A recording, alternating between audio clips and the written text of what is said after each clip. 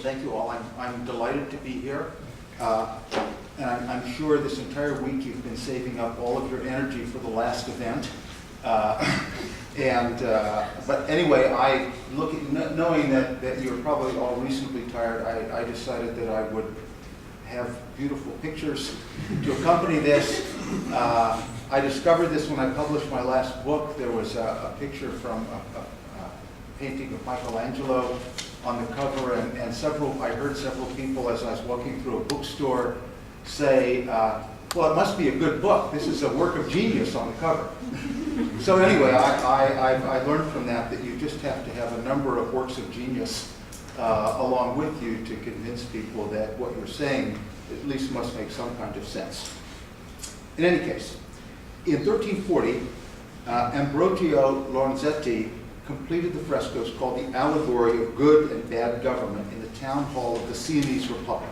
It's what you see in the first slide. They lay out in elaborate detail the reciprocal character of virtue and good government, as well as the connection between vice and bad government. Good government, as personified as the saint-like, quasi-avuncular figure of the common good, you'll see here in the center with the crown, and the consequences of good government are portrayed as peace, prosperity, and happiness. You can see here dancing in the streets, merchants coming into town.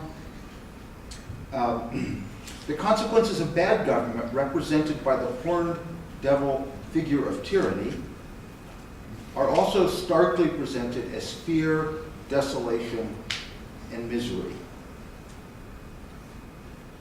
As simplistic as this binary depiction may at first appear, it would be a mistake to conclude that the artist was unaware of the harsh realities of political life.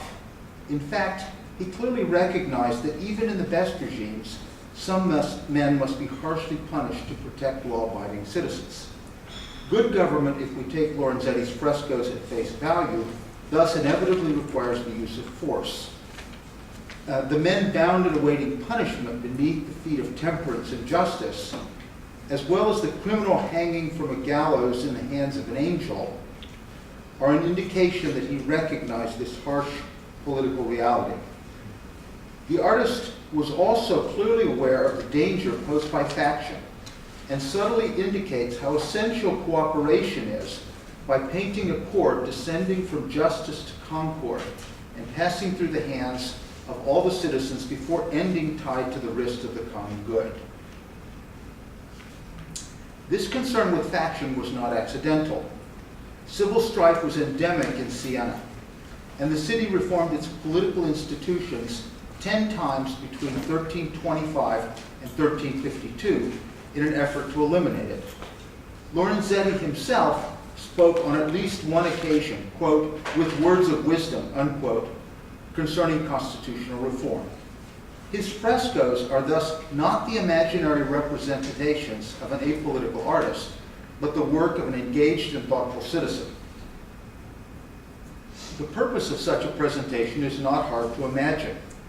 The frescoes decorate the Sala di Nove, the room of the nine, that was the meeting place of the group of 9 men who served as the chief authorities of the Republic. The paintings were almost certainly intended to represent the activities of a well-governed regime, to remind the Republic's rulers, who held their offices for only 2 months, of their responsibilities, and to make clear to them what would happen if they should stray from the path of virtue. Given the continuing conflict within the city, the paintings were clearly a needed, although not entirely successful, reminder.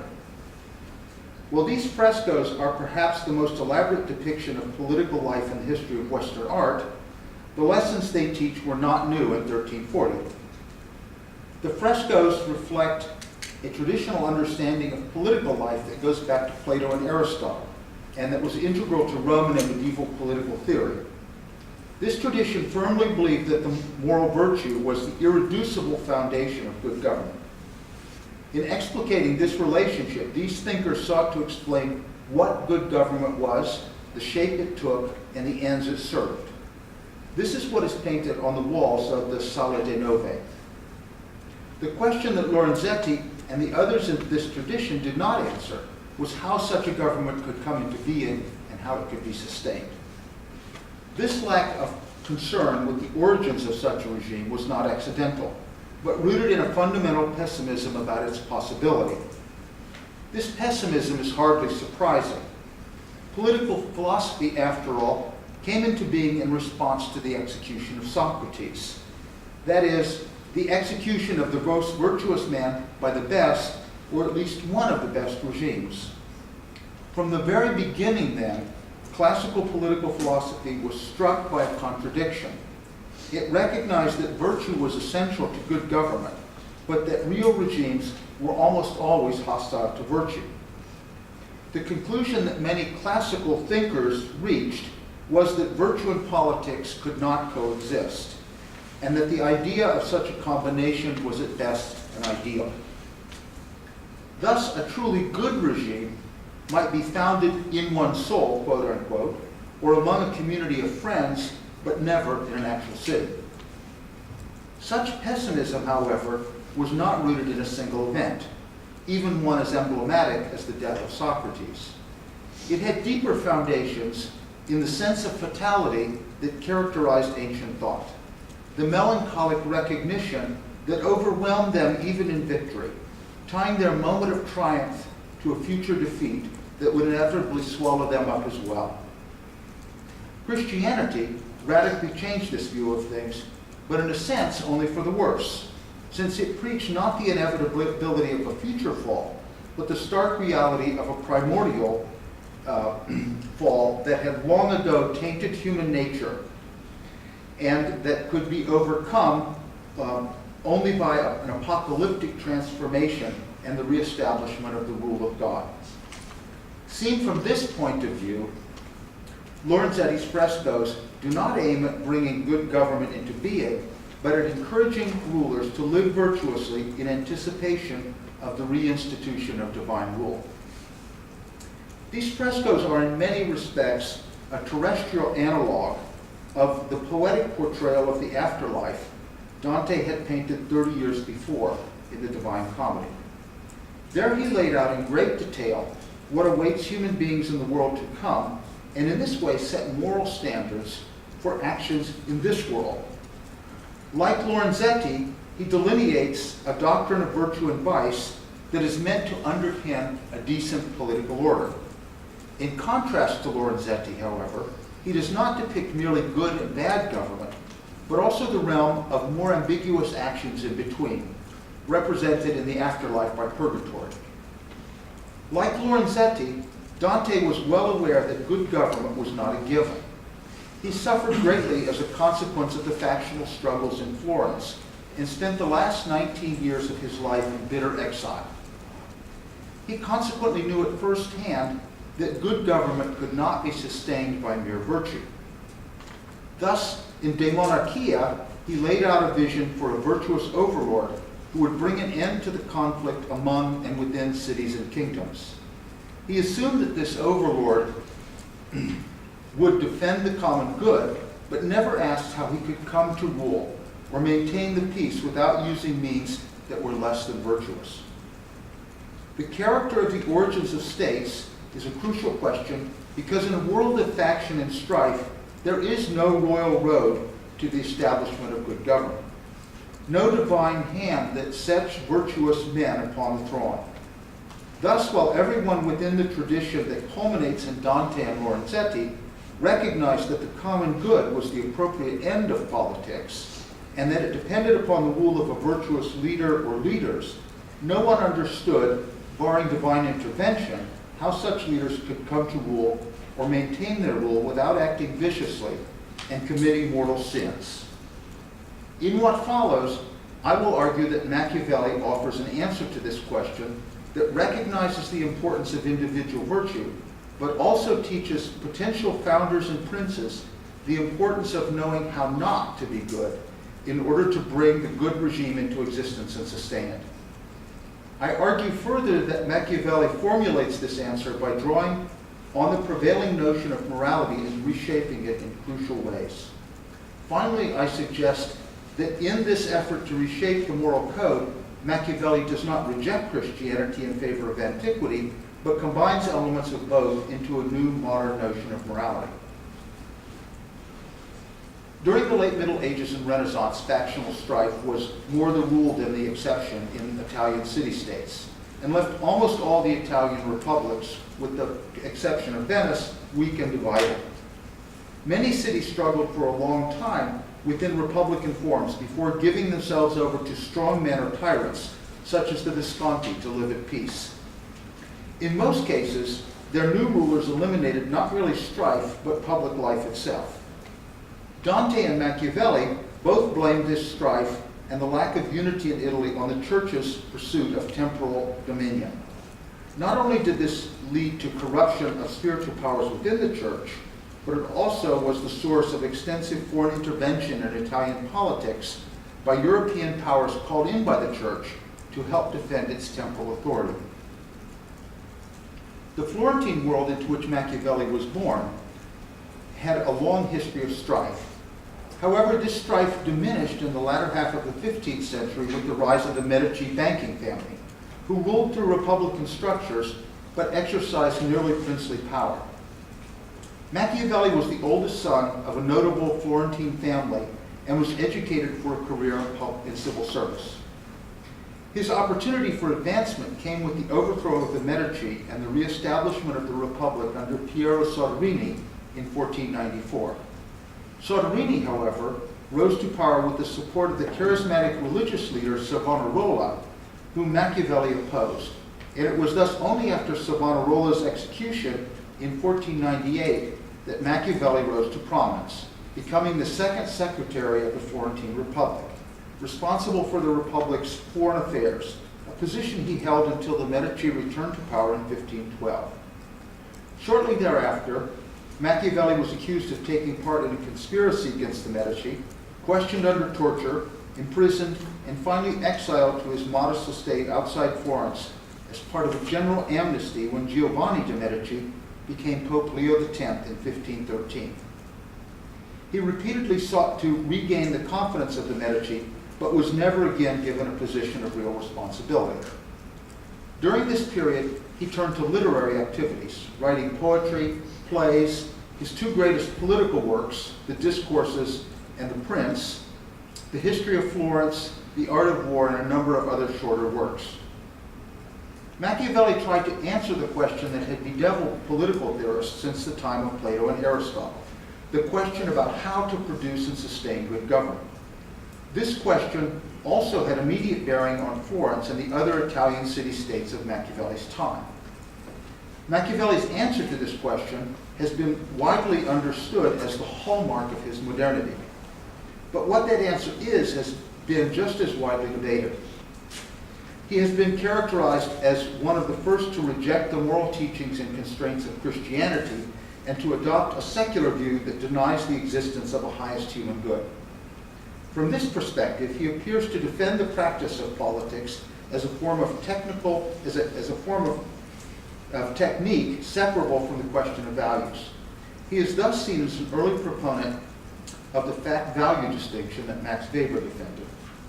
Others have argued that Machiavelli was a civic republican, or Renaissance humanist, who not only rejected Christianity, but sought to revive the thought of antiquity in order to revive republicanism. His modernity in this context is tied to his attempt to make antiquity meaningful for modern political life.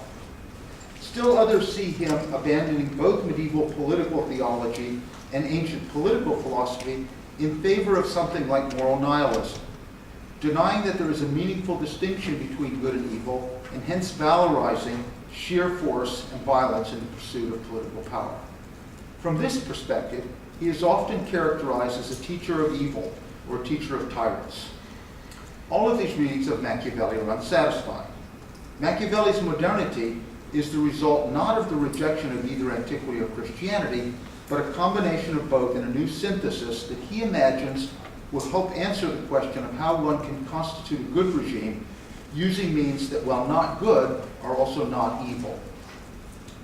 Machiavelli was at heart a Republican. For him, quote, "A man is under no greater obligation than to his country. He owes his very existence, and later all the benefits that nature and fortune offer him to her, unquote. Not everyone, however, takes statements like this at face value. Some have argued that Machiavelli's patriotic rhetoric was merely camouflage for his true aim to establish dictatorial rule. Such a reading of Machiavelli, however, requires one to believe that most of what he wrote, as well as his repeated assertions to his closest friends and family over many years, were disingenuous. While this is not impossible, it seems highly unlikely. That Machiavelli hoped to do something extraordinary, to play a role as a founder or as a teacher or advisor to founders of new regimes, seems to me incontestable. But again and again he states his preference for republicanism. This does not mean that he did not consider other possibilities. He seems to have concluded at a later point in his life, for example, that under the circumstances in which Italy found itself, a republican regime could not succeed, and thus that a more centralized or dictatorial regime was necessary to preserve Italy from the predation of foreign powers. There is little to suggest, however, that he saw such a regime as preferable to a republic. Moreover, even the more princely regimes he recommends seem to be tilted in a republican direction, with Machiavelli repeatedly trying to convince the potential prince that his true self-interest was coincident with the common good. His hopes in the end, however, were almost all for a revival of Florentine or Tuscan or Italian patriotism and republicanism. This dedication to this goal is obvious in the Discourses, where he argues that the true lawgiver's intention is, quote, to govern not in his own interests but for the common good, and not for the interest of his successors, but for the sake of the fatherland which is common to all, unquote. This concern also guides the argument in The Prince as well, although less obviously. In part, the obscurity of this fact points to of this point in The Prince is the result of the rhetorical task of the work, which is to convince a potential prince that his self-interest lies more in maintaining the common good than in gratifying his personal passions. As a result of this rhetorical approach, the work is often taken as a manual for dictatorial rule. Machiavelli tries to dispel such an opinion by distinguishing heroic founders who will do anything to secure what is best for the state from those who come to power through crime and seek to upset the state merely for the purposes of gaining rule. For those who want to see Machiavelli as an immoralist, but those who want to see Machiavelli as an immoralist treat this distinction as mere camouflage for his sinister adherence to pure power politics. Their argument has a great deal of traction in the post-Kantian world because we are prone to see morality as concerned above all with means and not with ends. From this point of view, the distinction that is so central to Machiavelli between those who act treacherously in the public interest and those who act treacherously in their own interest may not seem compelling. This distinction, however, was well established in Machiavelli's own time, as we can see by a comparison of the thought of Machiavelli and Dante. Dante was a Christian thinker who held views similar to those of Aquinas. Despite this, Dante's account of virtue and vice seems to have been surprisingly important for Machiavelli. Machiavelli knew Dante's works well and had an extraordinary respect for his thought. He asserts that Dante, quote, shows himself at every point to have excelled in genius, learning, and judgment, unquote, except in his anger at Florence over his exile. Indeed, as we will see, Machiavelli generally agreed with Dante about the nature and order of the moral virtues and vices, but disagreed with him about the way in which they applied to founders and princes. In the Divine Comedy, Dante describes good and evil in terms of rewards and punishments accorded to human beings in the afterlife. He first discusses those damned to hell for committing mortal sins, then those in purgatory who must expiate their sins before they can enter paradise, and finally those whose place in heaven reflects their virtuous lives.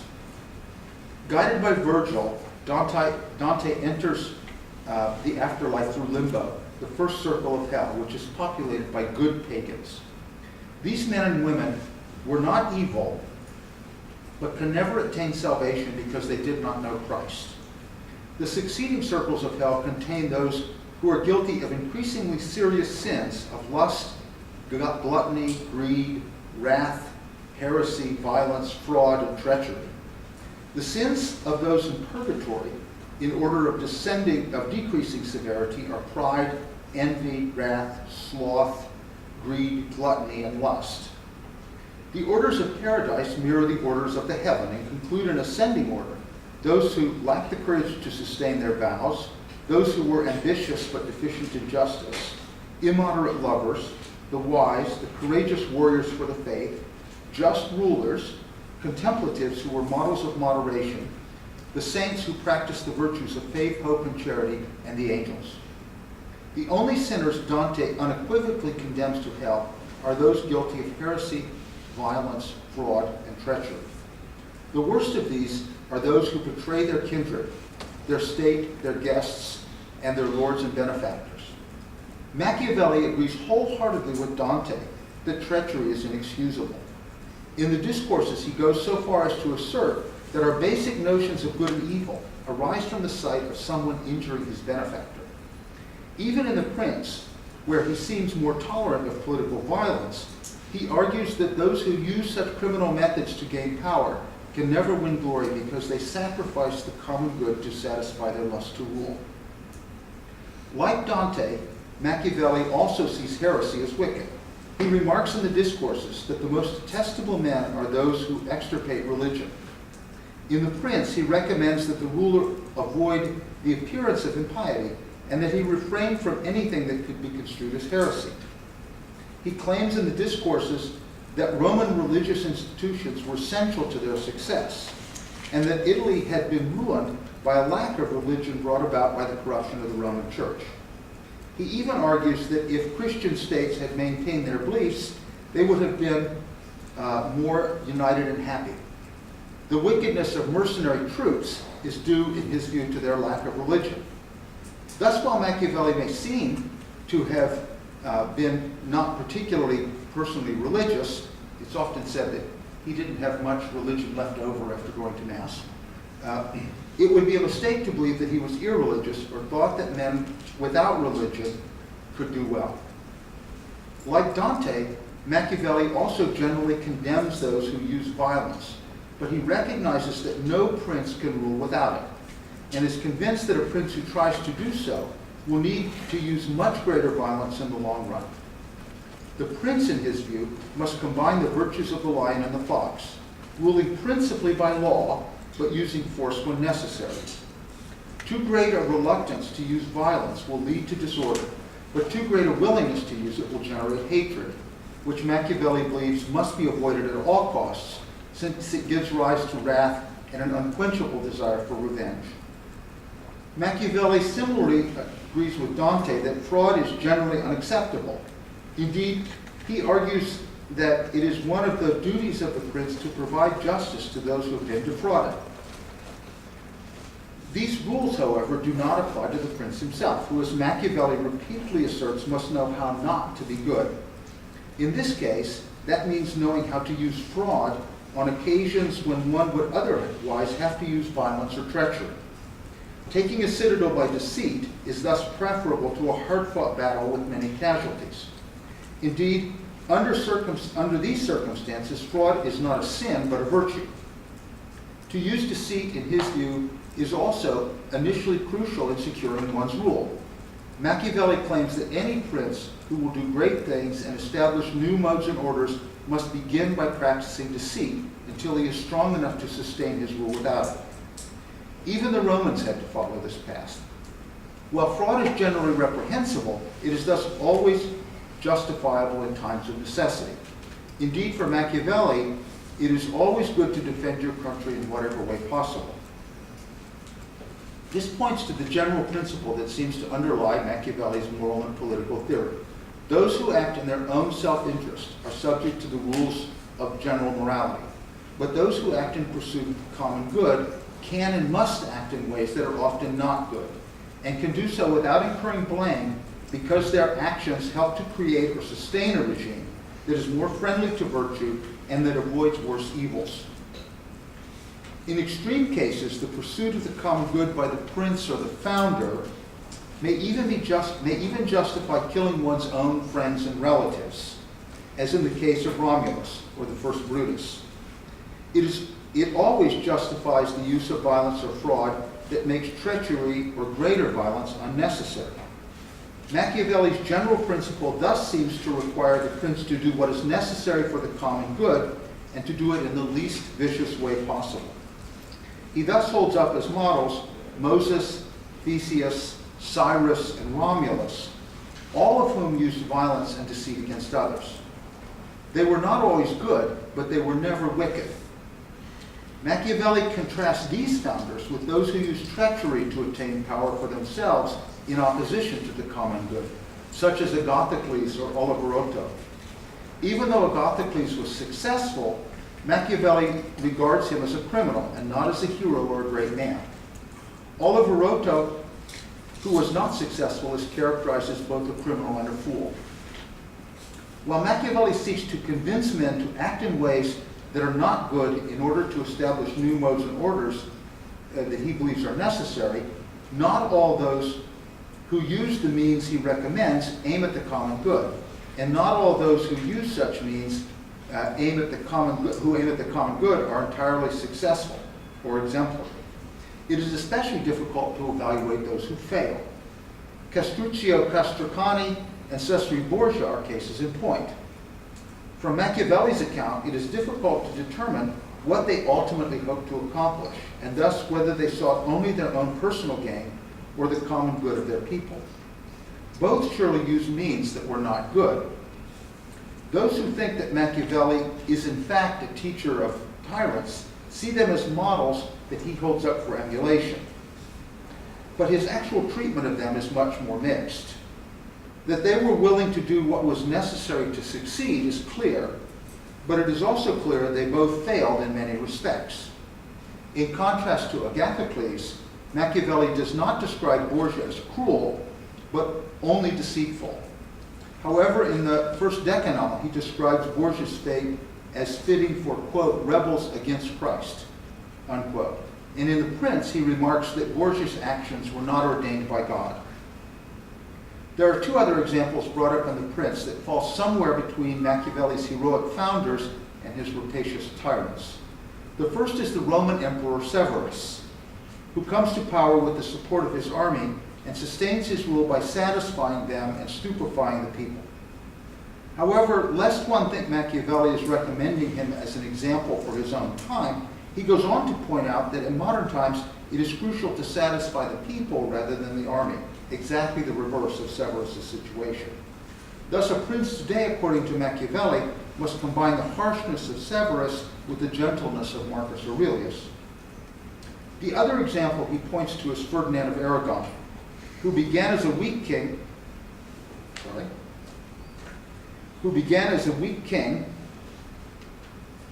but made himself Lord of Spain and much of Italy. According to Machiavelli, he was extraordinarily astute, an excellent combination of the lion and the fox. However, Machiavelli also remarks in one of his letters that he was niggardly and avaricious, and that this vice lay behind his pious but wicked cruelty with respect to the Marranos, whom he banished from Spain, purportedly on religious grounds, but actually in order to seize their property. Machiavelli holds up these men as examples not because they are perfect, and not because a founder or ruler should emulate them in every detail, but because they show what is possible using the methods that he recommends. When it comes to the lesser vices, lust, gluttony, greed, wrath, sloth, envy, and pride, Machiavelli generally agrees with Dante about their order of importance. For Dante, these sins, except for pride and envy, in their most severe form merit eternal damnation, but in their lesser forms can be expiated by penance. Machiavelli suggests that all are serious impediments to successful rule, but some cause greater problems than others. He argues that lust is exceedingly dangerous to the prince's rule when it leads him to take women who belong to his subjects against their will against the will of their husbands or fathers. But it is much less dangerous and more excusable when the prince simply takes a willing woman as his mistress. Machiavelli has little to say explicitly about gluttony, although he clearly urges the prince to avoid self-indulgence and to prepare himself for war with daily exercise and riding.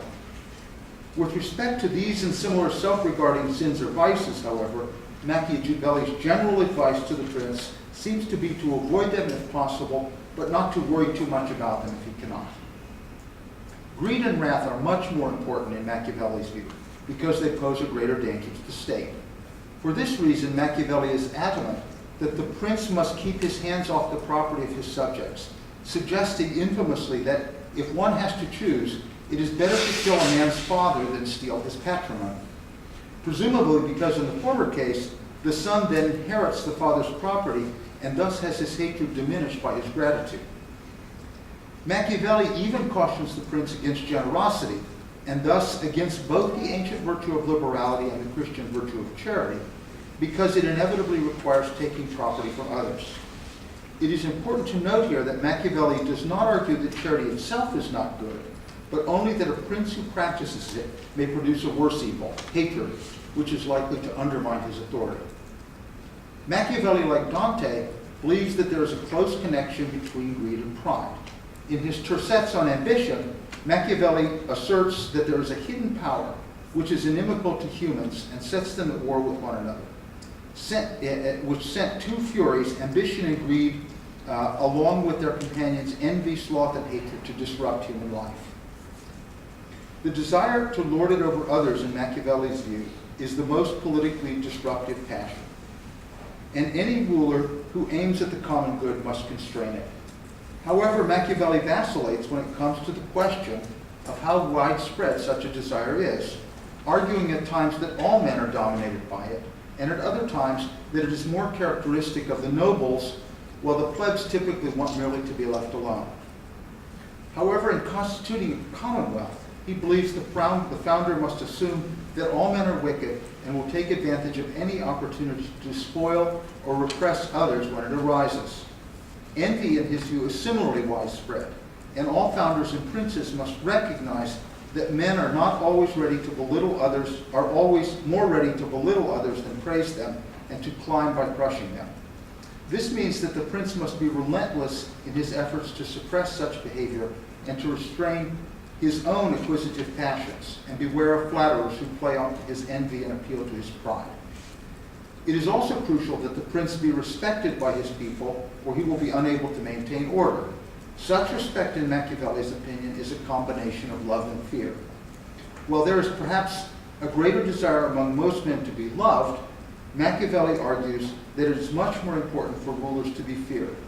Therefore, they must beware of being excessively merciful and insist that good modes and orders are in place and be observed. Machiavelli recognizes, though, that this will be difficult because, as he notes in the discourses, it is difficult to find a good man who will use bad means to make people good. While Machiavelli generally agrees with Dante about the nature and order of the vices, he clearly recognizes that successful rulers must not only know how not to be good, but what the good is, and be willing to act in ways that would be considered vicious if they were not necessary. We get a fuller idea of what Machiavelli believes is necessary in a ruler when we examine the ways in which he differs from Dante about the nature of the virtues. In his description of those in heaven, Dante organizes his discussion around the four cardinal virtues: courage, justice, moderation, and wisdom, and the three Christian virtues: faith, hope, and charity. From the lowest to the highest, the spheres of heaven include those who were deficient in courage and violated their vows, those who were ambitious but deficient in justice, immoderate lovers, the wise, the courageous warriors for the faith, just rulers, contemplatives who lived moderately, saints who practiced the faith, hope, and charity, and angels. Machiavelli does not disagree with Dante about the importance of the cardinal virtues, but he is more tolerant of founders and princes who practice them deficiently. Machiavelli knows that they are often in a position where they have to do what is not good in the public interest. Thus, While it is a defect for most people to violate their promises or vows, the prince must do it whenever it is necessary to secure the common good. Machiavelli, however, does not denigrate the courageous warriors for the faith that Dante praises. In fact, he is convinced that armed prophets are essential to the founding of the state and that an armed militia is essential to its preservation. Machiavelli, like Dante, also praises the ambitious, although he has better things to say about the early Republican Romans than their imperial counterparts, in contrast to Dante. This said, he does admire Justinian, whom Dante too holds up as a model, both as a lawgiver and as a strong leader. In contrast to Dante, however, he does not see Rome's dominance of the world as divinely ordained, but much more rooted in republican courage and a dedication to the common good. While Machiavelli admires the ambitious, he believes ambition is only laudable when properly directed. He recognizes that the disasters that ambition can bring when combined with cowardice and bad government, but he's convinced that ambition cannot be eliminated and therefore must be educated by amalgamating it with good judgment and sound intellect as well as method and vigor. Machiavelli is also anxious for potential princes and founders to understand that they can be saved if they do what is necessary for the common good. Machiavelli seeks to justify the assertion by redefining two of the most important virtues that Dante points to, love and wisdom. Love for Dante is the essential capacity that elevates the human vision toward God. Love, however, also takes the form of lust, which has the capacity to lure men into immorality and damnation. Machiavelli sees love not in this binary fashion, but through the lens of humanists such as Petrarch and Ficino, who, drawing on Plato, saw love as a ladder leading from carnal lust to the love of God. The chief task of the founder or ruler, in Machiavelli's view, is to coordinate all of the various kinds of love to secure the common good. A comic example of such coordination is described in Machiavelli's Mandragola, where Ligurio, the masterful manipulator, makes possible the satisfaction of the harmonious loves of a husband who wants an heir, a priest who wants money, a lover who wants a woman, as well as a wife who wants a wealthy husband and heir, and as she eventually realizes, a lover. The goal of the founder or ruler in Machiavelli's mind is to bring about such a harmonious solution to the factional fighting in the state, and this requires above all the inculcation of the love of the fatherland and a dedication to the pursuit of the common good.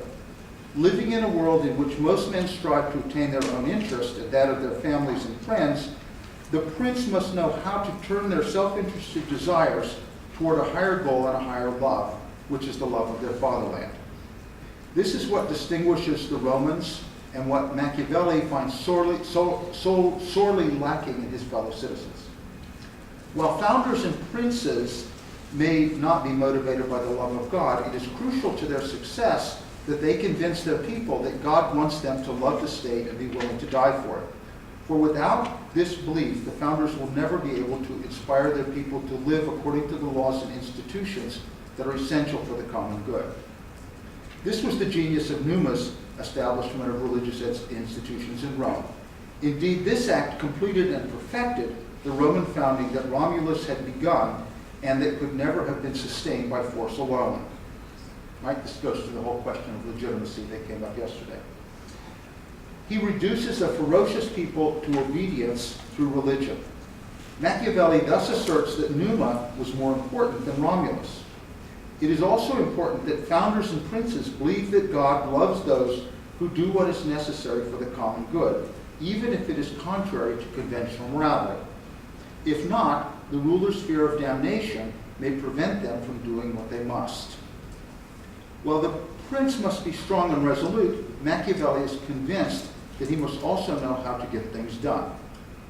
Like Dante, he thus sees wisdom as one of the highest virtues.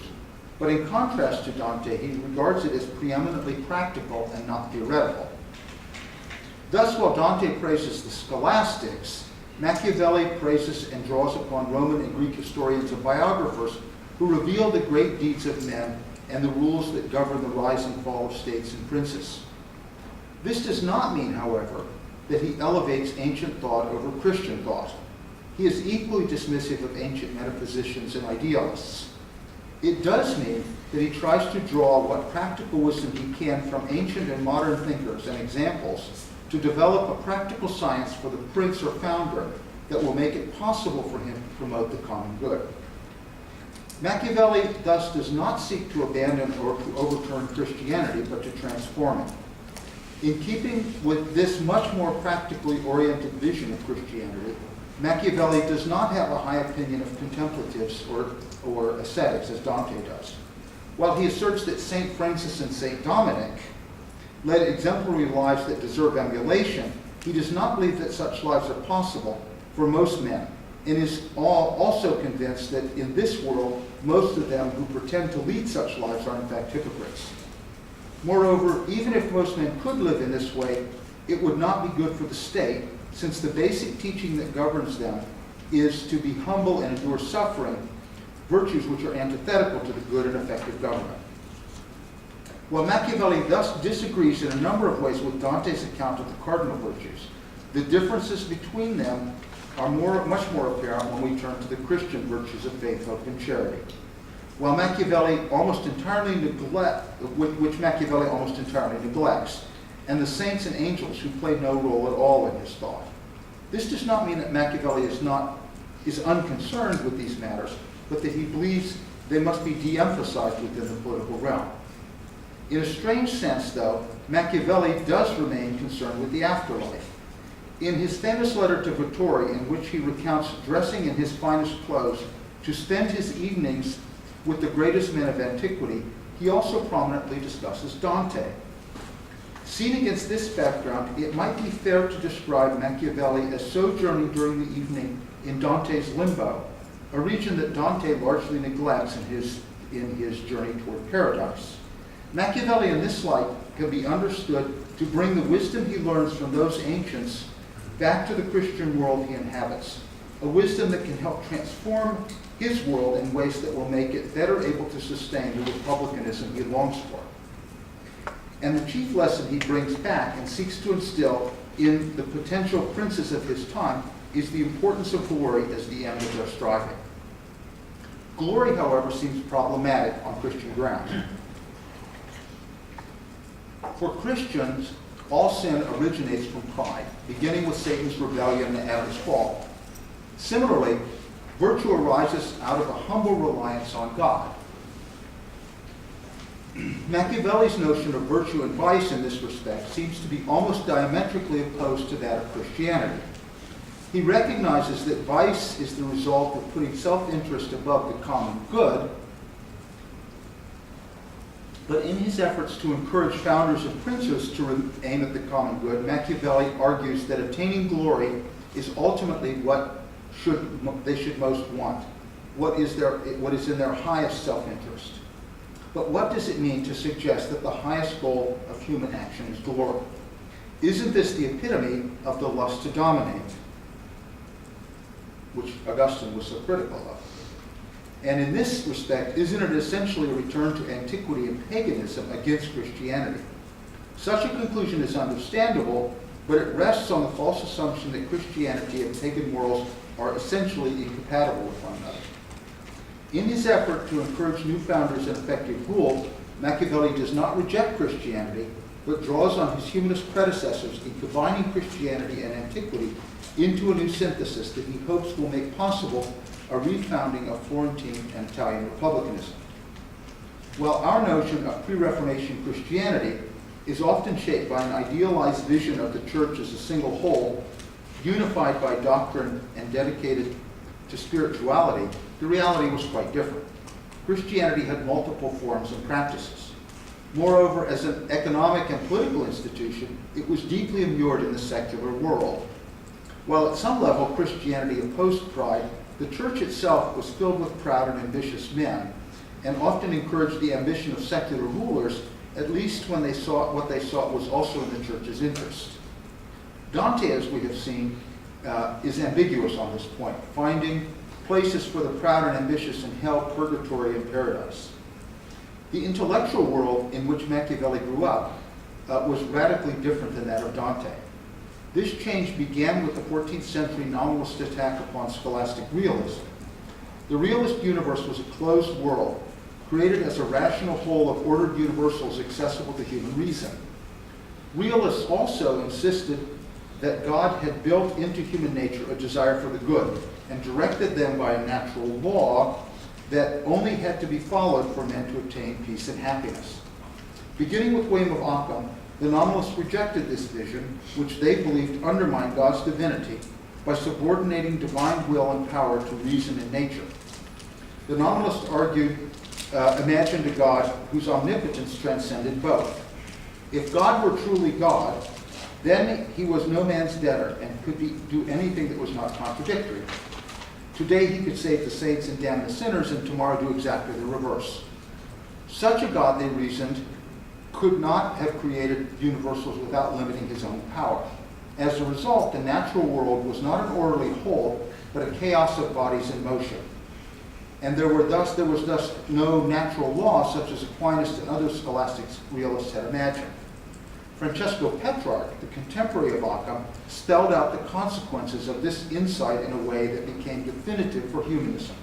Quote, "Mother Nature has created nothing without strife and hatred," unquote. War, in his view, was universal. Quote, "From the foremost of the angels to the smallest of the worms, the battle is unceasing and relentless," unquote. This war is not merely among things in the external world, but within human beings as well. The particular set of passions that characterized each human being in Petrarch's view was unique, and as a result, there was no single highest good or form of perfection for humans as a species. Rather, each man or woman had to find and develop his or her own virtue. Human beings were principally willing and not rational beings, and their excellence was thus measured by the strength of their wills. Later humanists, such as Salutati to Ficino, developed this theme more explicitly, emphasizing not man's fallenness, but the fact that, like God, he was a willing being, treating him less as a creature, and more as an imago Dei. From this point of view, the dignity of man, as one of Machiavelli's famous thinkers, Piccolo della Mirandola, argued, consisted in attaining godlike power and perfection. Such a Promethean view of man may seem antithetical to Christianity today, but it was considered orthodox during the Renaissance. This heroic vision drew not merely on the Christian notion of man as the imago Dei, but also on ancient models of exemplary human beings that reappeared as human possibilities in the newly rediscovered works of historians and biographers, such as Plutarch, Livy, and Tacitus.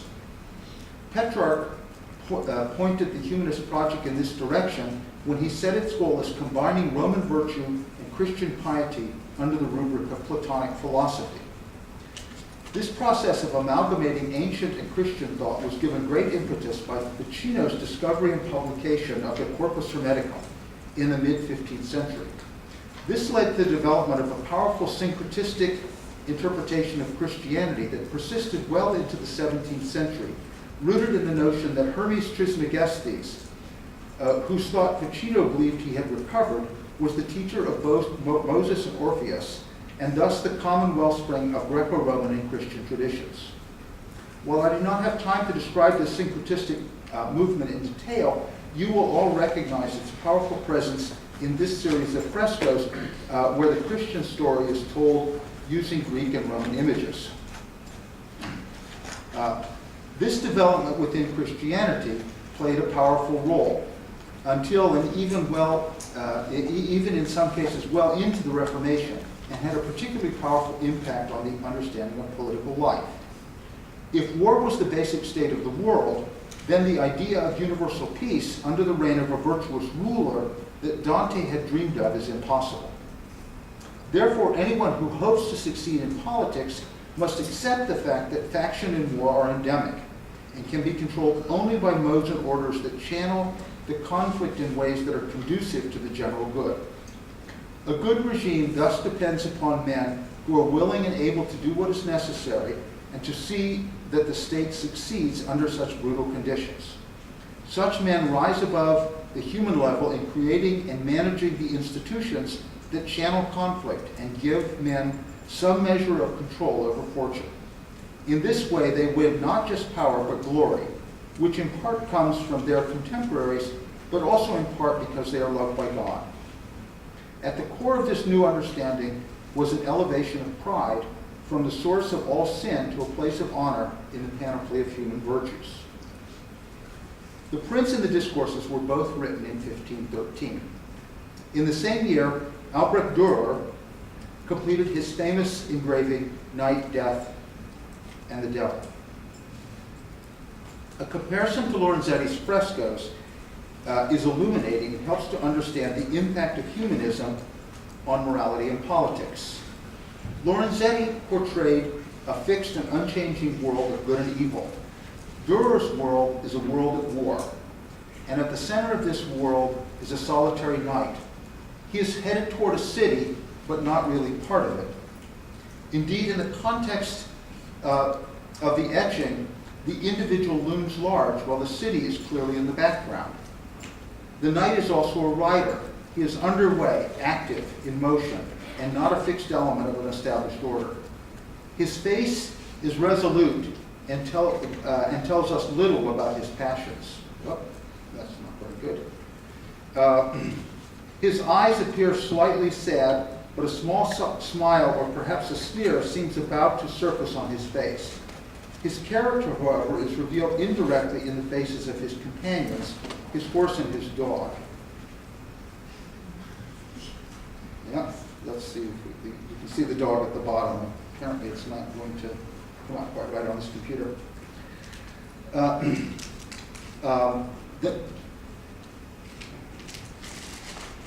Both of whom display an innate ferocity and determination that is truly extraordinary. The knight is armed and ready for battle, right? Indeed, his armor seems to be almost a part of him, a second skin. He clearly has no fear of death, who rides beside him, right? Nor of the devil, who waits behind him to catch him when he falls. The natural world around him is not an orderly whole, but a chaotic jumble of rocks, bare trees, and weeds. There is no agriculture, no fertile or fallow fields, but only a wild and untamed world confronting him. There are no overt references to heaven, except perhaps the church and the city, whose cross is obscured by a tree limb. And it's on one of my slides, but you'll see it up at the very top of the drawing. But there are numerous references to hell. From the, let me see if this will come out. No, apparently not.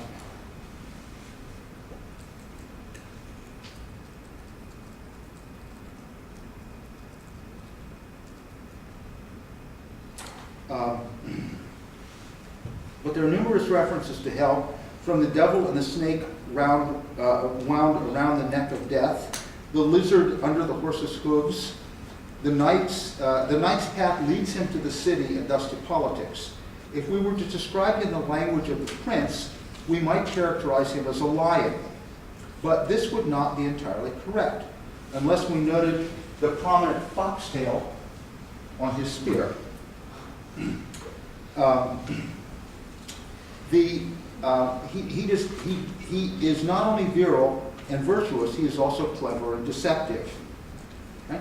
Dürer gives us a hint about what he represents in the small S carved into the plaque that contains his initials. You'll see at the bottom AD. It looks like the date, but it really is his ordinary signature. But there's a small S under there. The S stands for sanguinity, which literally means bloodiness, but is generally defined as boldness. However, it might perhaps be better understood as the self-certainty of one's own power as sufficient for anything, and that it gives one a good chance of success. This knight is a man in pursuit of glory and willing to do what is necessary to attain it. He is not bargaining with either death or the devil and relies only upon himself and his animal passions. He is an autonomous, self-sufficient, commanding human being, a Christian soldier, to use the term Erasmus made famous, who also captures many of the aspects of Machiavelli's founder and prince. Machiavelli's theory of the virtues and vices is not anti-Christian. He is certainly above all, he is concerned above all with the common good. And the question with which he constantly wrestles is how to bring it into being in the face of rabid self-interest and endemic factionalism. For Machiavelli, the realization of the Republican regime depends upon effective rule, and that means on a ruler or rulers who are able and willing to do what is necessary to found and maintain a regime. I.e. upon political realism. To be effective, they must know how not to be good without becoming evil. Right? Or to put it in other terms, they must be willing to act violently or deceitfully in the face of those who are violent and deceitful, and must be willing to use violence effectively in order to avoid greater violence, all in the service of the common good. The ruler must also have an understanding of what the common good is, and be concerned with what is possible and not be distracted by theories or ideals. This requires him to understand how states actually come into being and pass away in order to prepare for as many contingencies as possible. To achieve this end, he needs a well-armed and well-trained citizen army and the support of a martial religion, as well as a good advisor such as Machiavelli. The principal model of a republic that Machiavelli drew upon was Rome. For Machiavelli, Rome was founded by and on military force and a harsh religion, and sustained its independence with its own arms. Its civil liberty was maintained by the competition and conflict between two principal classes in the republic. This conflict did not lead to the dominance of one over the other, in part because of Rome's continual need to use force against its external enemies, and in part because its pagan religious beliefs legitimated inequality. The internal conflict in this way preserved the virtue needed for conquest and the danger from without put limits on the intensity and extent of party strife. The contrast to Machiavelli's native Florence could not have been more pronounced. The Florentine Republic was rooted not in military strength but in commerce. It was maintained not by its own arms but by the arms of hired mercenaries and the auxiliaries of other princes. It was thus ultimately incapable of defending itself. It too suffered from internal conflict, but this conflict did not produce virtue. Instead, it led to the sequential subjugation of one group by another and the repeated murder or banishment of one's opponents. Again, in contrast to Rome, religion also did not strengthen the republican character of the regime, but weakened it, because its implicit egalitarianism stoked the envy, greed, and resentment of the subjects against those who were in power. While Machiavelli, like his predecessors, held up the Roman model for emulation, such a model was ill-suited to the Italy of his time and was actually only successful in the martially oriented Switzerland. Moreover, Machiavelli's demand for martial virtue was deeply at odds with the bourgeois character of the regimes that were unsuited for the kind of republicanism he had in mind. It was thus only in the 17th century, at the end of the Reformation and the Wars of Religion, that Machiavelli's martial republicanism could be transformed into a commercial republicanism that devalued the warrior virtues and glory associated with the Roman model in favor of peace and commodious living. Good government in this context took on a meaning different in practice, but not necessarily in its goals, from that portrayed on the walls of the Sala de Nove. While Machiavelli certainly played an important role in the transition to the modern age, the idea of the commercial republic was far from his thinking. Thank you.